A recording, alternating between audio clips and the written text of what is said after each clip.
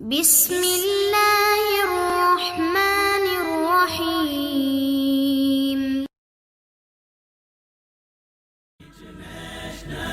Islamic Research Center.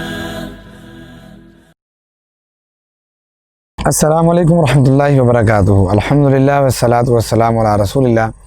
اما بعد فاعوذ باللہ من الشیطان الرجیم، بسم اللہ الرحمن الرحیم۔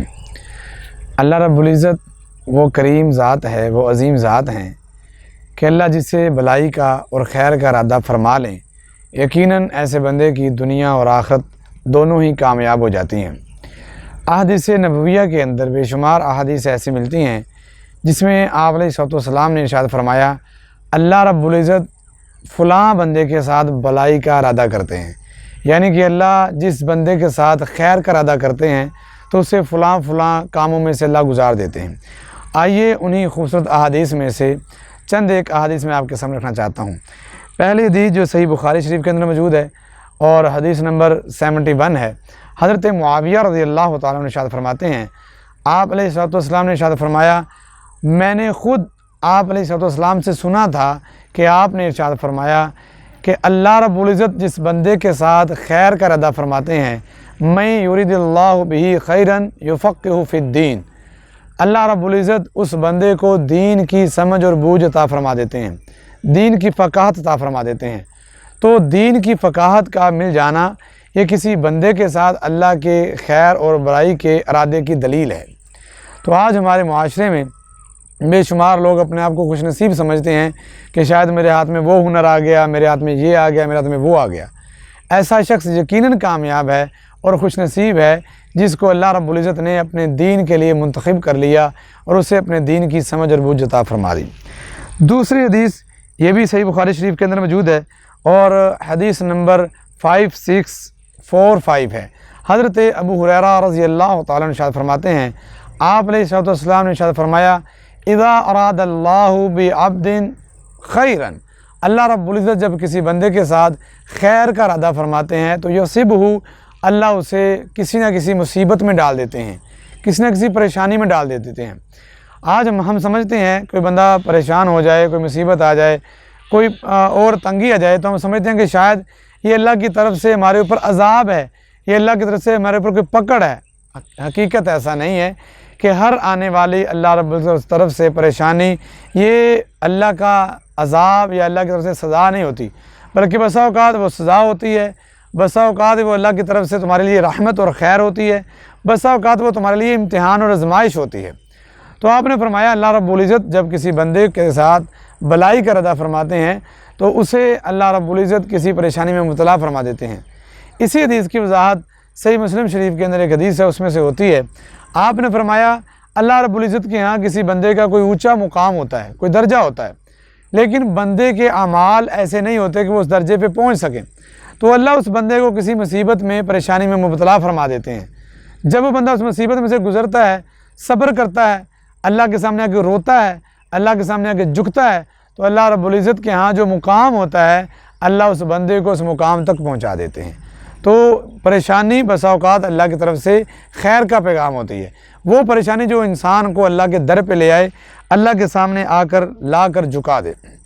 تیسرے نمبر پہ حدیث جامع ترمذی کے اندر موجود ہے، حدیث نمبر 2144 ہے۔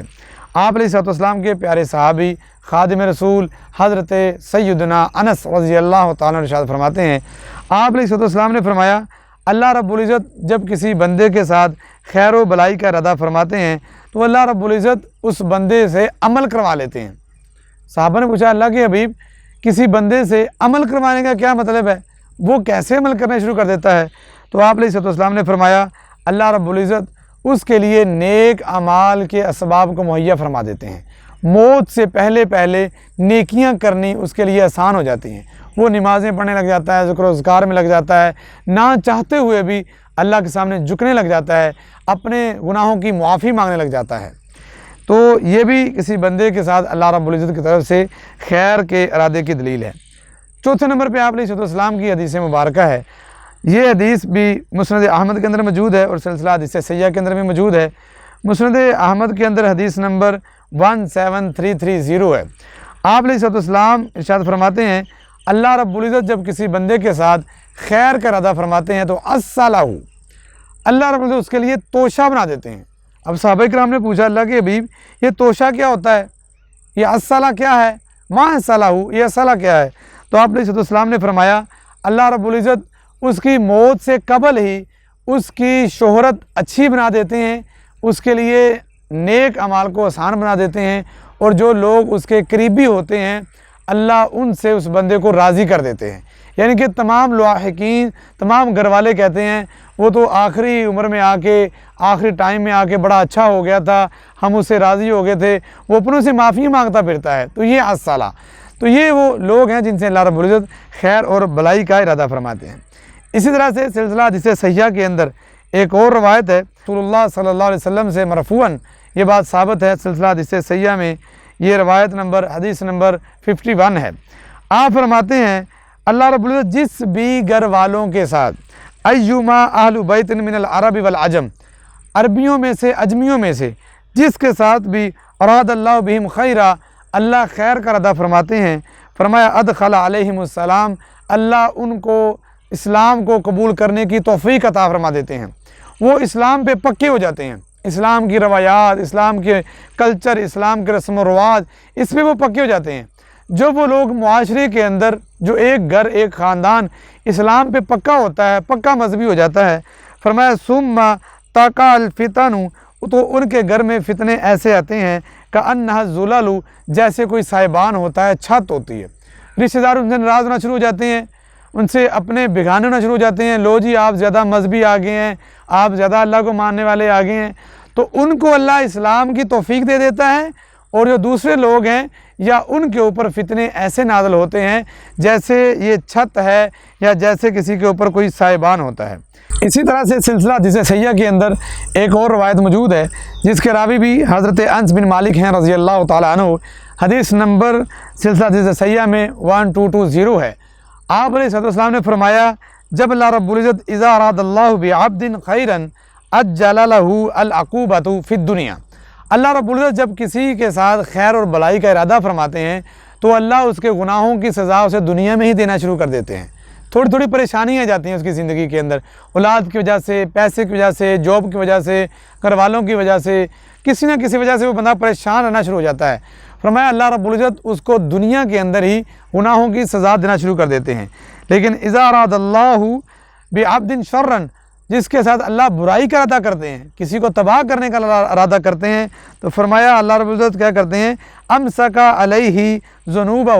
اللہ رب العزت اس بندے کے گناہوں کو اس پہ روک لیتے ہیں، اس کو عذاب نہیں دیتے، اس کی رسی کو ڈھیلا چھوڑ دیتے ہیں، وہ اپنی من چاہی زندگی گزارتا پھرتا ہے، لڑائیاں کرتا ہے، گالم گلوچ کرتا ہے، بے نمازی بنتا ہے، اللہ کی حرام کردہ چیزوں کو حلال سمجھتا ہے، اپنی من چاہی زندگی جیتا ہے۔ فرمایا اللہ ایسے بندے کے ساتھ برائی کا ارادہ کرتے ہیں اور روز قیامت اللہ رب العزت اس بندے کو گناہوں کی سزا دے گی۔ تو یہ وہ چند احباب، چند ایسے لوگ ہیں جن کے ساتھ اللہ بھلائی کا ارادہ کرتے ہیں۔ تو آئیے ہم اپنا جائزہ لیتے ہیں کہ کیا ہم ان لوگوں میں سے ہیں جن کے ساتھ اللہ نے بھلائی کا ارادہ کیا ہے، یا ان لوگوں کے اندر ہیں جن کے ساتھ میرے اللہ نے شر کا ارادہ کیا ہوا ہے، اللہ نے تباہی کا ارادہ کیا ہوا ہے۔ تو اگر ایسا نہیں ہے تو پھر اپنے اللہ سے آ کے یہ توفیق مانگیے، اللہ کے سامنے آ کے جھکیے اور اللہ کو منائیے کہ اللہ رب العزت مجھے اور آپ کو ان خوش نصیبوں میں سے فرما دے جن کے ساتھ اللہ نے خیر و بلائی کا ارادہ کیا ہے۔ اللہ مجھے اور آپ کو ایسے لوگوں میں شامل فرما دے، آمین ثم آمین۔